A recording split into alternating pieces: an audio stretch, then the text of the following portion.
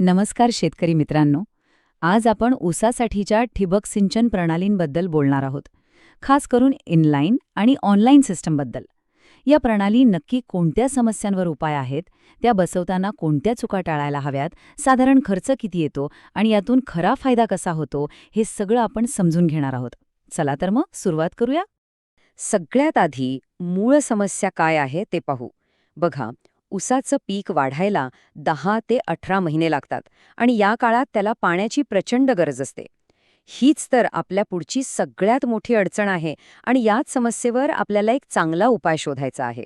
चला तर मग आता हे बघूया की आपल्या जुन्या पारंपरिक पद्धतींमुळे शेतकऱ्यांना नेमकं कोणत्या अडचणींना तोंड द्यावं लागतं.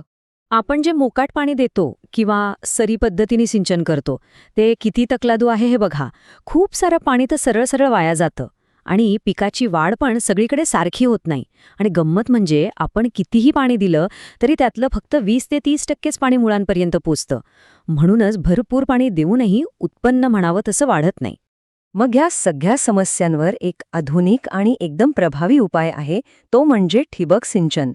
ही प्रणाली पाणी थेट पिकाच्या मुळांशी पोहोचवते, ज्यामुळे या सगळ्या अडचणी दूर होतात.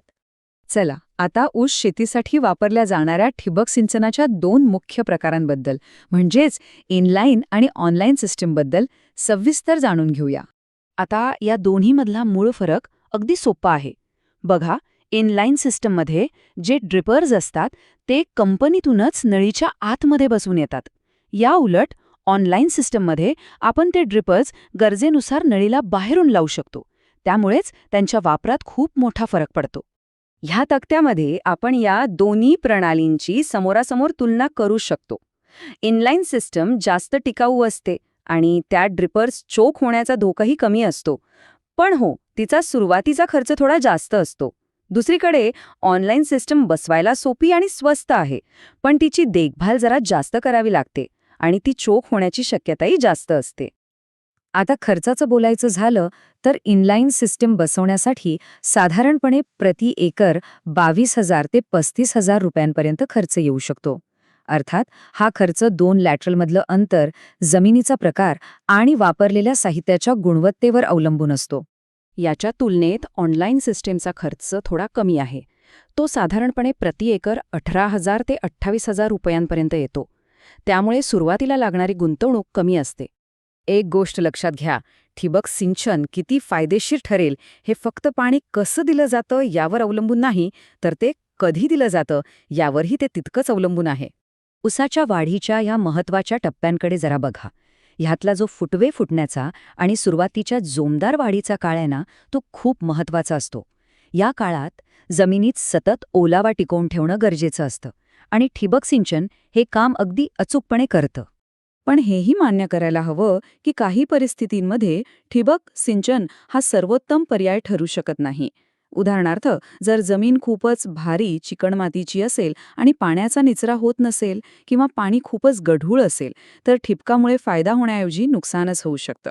चला आता पुढे जाऊया आणि बघूया की या गुंतवणुकीतून आपल्याला ठोस फायदे आणि आर्थिक परतावा नेमका कसा मिळतो. आणि हे आकडेच सगळं काही सांगून जातात.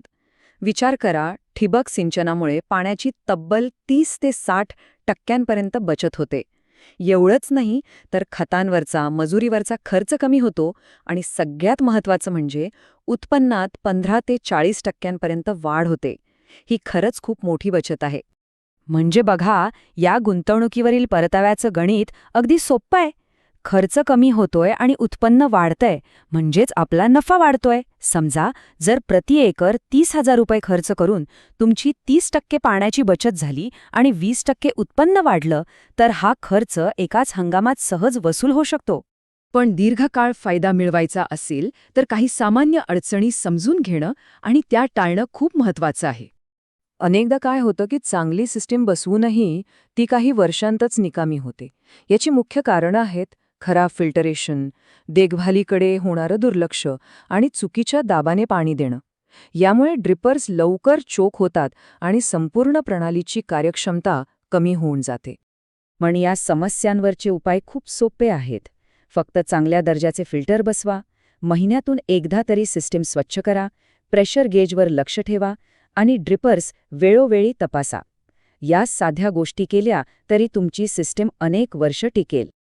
आणि जाता जाता एक महत्त्वाची टीप लक्षात ठेवा.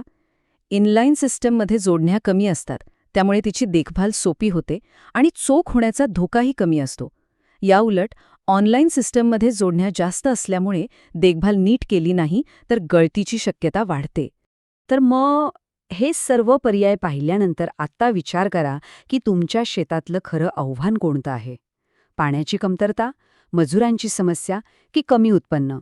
कारण याच प्रश्नाच्या उत्तरावर अवलंबून आहे की तुमच्यासाठी कोणती प्रणाली सर्वात योग्य ठरेल. तुमचे काही प्रश्न असतील तर नक्की विचारा.